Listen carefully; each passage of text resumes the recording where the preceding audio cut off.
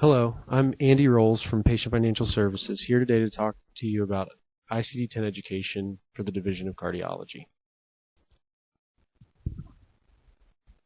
I'll start off by walking through the provider workflow optimization and how that is the context of how we're going to get to the level of specificity in the medical record to bill appropriately for ICD-10.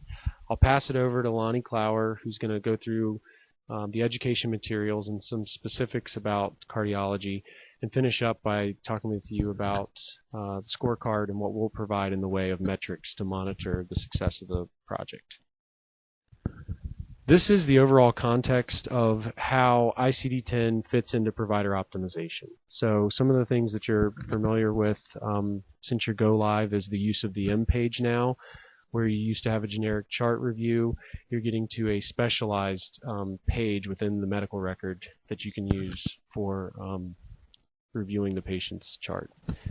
Within documentation, so how you had used dictation in the past, now you've got tools such as dynamic documentation and Dragon to help drive very specific documentation and make sure that the medical record is specific enough to support the diagnosis code that you select.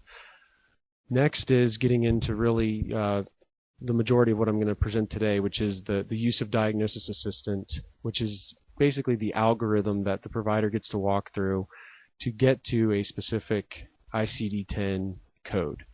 And lastly, the orders and billing, the component within the medical record where we're now electronically capturing charges and getting off of the pink encounter forms.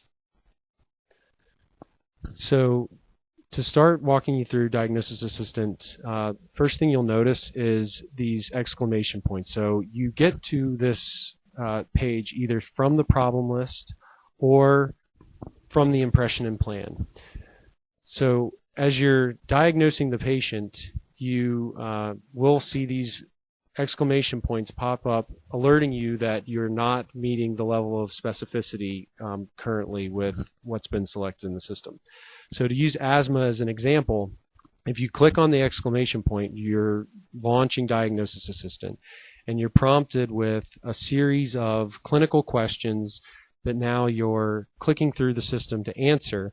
And as you select cough variant asthma in this example, that selection gets you to a specific enough code where you're now in ICD-10. If you look at the bottom of this page, you can see the crosswalk to the ICD-9 code, which for this early transition period is something that you can reference to make sure that you're getting to the level of specificity that you would like. So now you can see on this page that the exclamation point has turned into a bullseye, alerting you, the system is now alerting you that you have hit the level of specificity you need to bill appropriately under ICD-10. So with Diagnosis Assistant, with physician transition early, you're getting performance improvements through your searching. You get the ability to see the ICD-9 code before committing to the diagnosis, so you get to do that crosswalk in real time. And your quick search is now available when you're in the process of ordering. I'm now going to turn it over to Lonnie Clower to walk through the materials that we've prepared to get you ready for ICD-10. Hello. For the provider education, we started with reviewing your current documentation to see where it stands. Of the 25 office notes that we reviewed for cardiology, 56% was ready for ICD-10. The audit also showed that there was a gap between what was actually documented and what was billed, and that's because of the pink sheets. Based on all the analysis, it has been determined that there's a 24% risk due to the fact that one ICD-9 code now translates to multiple ICD-10 codes.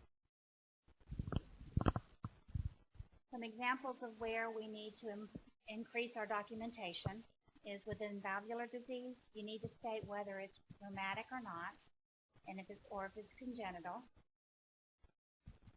You need to list which valve it is. Is it the mitral valve? Is it the aortic valve? Or is it the tricuspid? And if it's multiple valves, which are the valves that are involved? If there is any underlying code, and if there is like prolapse or stenosis or insufficiency. For atherosclerosis, you need to tell us what type of vessel. Is it a native vessel or is it a graft? And if it's a graft, what type of graft? You need to tell us if there's angina and if there's spasms or if it's unstable. You need to give us information about tobacco use or dependence or environmental exposure. You would need to indicate the presence of a chronic total artery occlusion or a disease due to lipid-rich plaque or calcifications.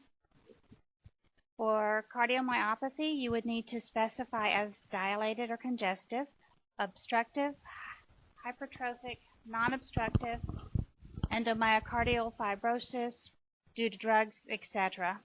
List any underlying or associated conditions, and detail any alcohol-related abuse, dependence, or any history of it. Examples of how very little is needed to improve your documentation or to increase your documentation to meet the ICD10 requirement. For example, in the first section it says a 43-year-old with tobacco dependence and a positive family history of coronary artery disease. EKG shows old MI and atrial flutter. He has had an episode of angina. Coronary angiography has been recommended.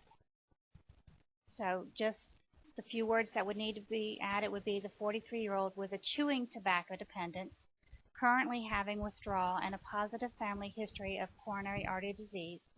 The EKG shows old anterior MI and atypical atrial flutter. He has had episodes of unstable angina. Coronary angiography has been. Another example, coronary artery disease with angina, tobacco dependence, abnormal exercise evaluation. Cardiac catheterization reveals partial occlusion of proximal left anterior descending artery, successful PCI with drug-eluting stent.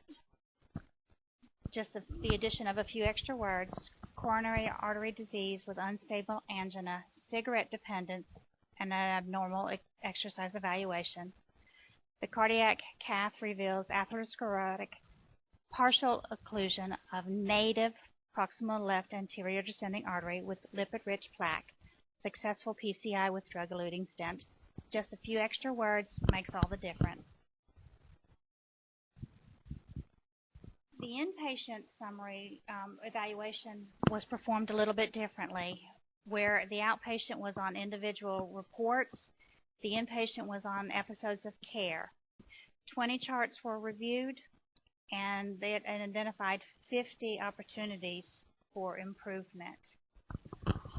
The acuity of the MI, because now it's very specific as to which vessel, you would need to give us that, and the time frame has gone from 8 weeks to 4 weeks, so you'll just need to make sure you're documenting that. Top 50 crosswalk. We took the top 50 codes by claims history, and we walked those over to what they would translate to in ICD-10. Hypertension, unspecified, is I-10. That's one of the few codes in ICD-10 that got easier. Benign hypertension, malignant hypertension, and hypertension unspecified are now just I-10. Atrial fibrillation, in ICD-9 it was just AFib. In 10 you have to say whether it's paroxysmal, persistent, or chronic, and then there's an unspecified, but go ahead and use one of those adjectives to give us enough information. Preoperative exams, that pretty much is just one code. It goes one code in 9 to one code in 10. A lot of your codes do map 1 to 1, so that's not so bad, and most of the documentation will get us there.